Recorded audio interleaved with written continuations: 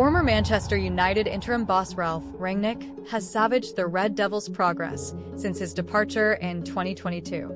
It comes after United secured an impressive 3-0 win over Atletico Bilbao in the Europa League semi-final first leg, which has put them in the driving seat to advance to the final later this month. Though, the dramatic European campaign belies their dismal efforts back home, as well as disappointing recent seasons.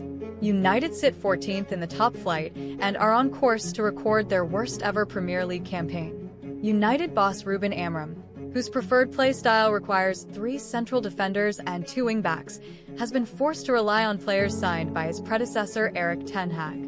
And the recruits were acquired at great expense. As Rangnick had no issues stressing, the club has forked out in excess of £600 million since the Austrians' exit. Rangnick, who famously said the club needed open heart surgery during his 6-month stint, quoted a figure as high as £750 million in his scathing assessment of his former club's current plight.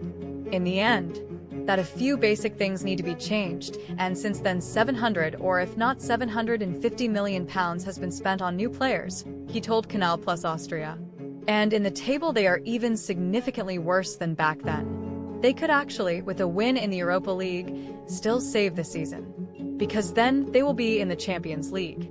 Everything else would be a disappointment, and it will be interesting to see what will happen. They have signed a coach in the middle of the season who plays with a 3 or a 5-back, and the squad was built based on a 4-back system. This is what you see when you see them play, especially in Premier League games against the opponents against which Manchester United normally has to win. Sure, in Europa League, they have, usually with the result against Lyon you are eliminated, they have turned it around. And of course, the stadium had a huge effect. In the years that have followed his departure, Rangnick's statements while at the club have proved particularly prescient. Not only did the club fork out massive fees on the likes of Antony, Rasmus Højlund and Kees Moreau under Ten Hag for a combined fee of £218 million, but they continued to hand out huge wages. So dire is the situation at Old Trafford that minority owner Sir Jim Ratcliffe admitted that brutal cuts to spending were required to avoid the club going bust. In March, he revealed that United still owe money on Jadon Sancho, Kees Moreau, Antony, Højlund, Lisandro Martinez, and Andre Onana, admitting that some of them are overpaid or not good enough to play for the club. This summer, we will buy Antony, will buy Sancho, will buy Kees Moreau, will buy Martinez, will buy Højlund, will buy Onana, and they're all about £17 million each, he said.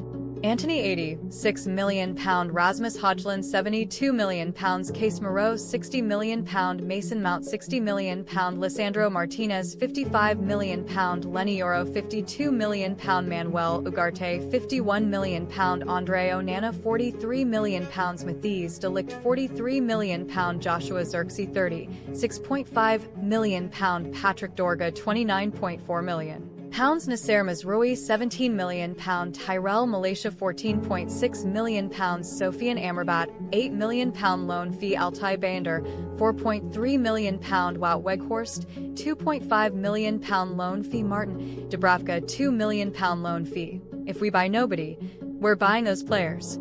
It's not a light switch that can be turned off. These are all things from the past, whether we like it or not. We've inherited those things and have to sort that out.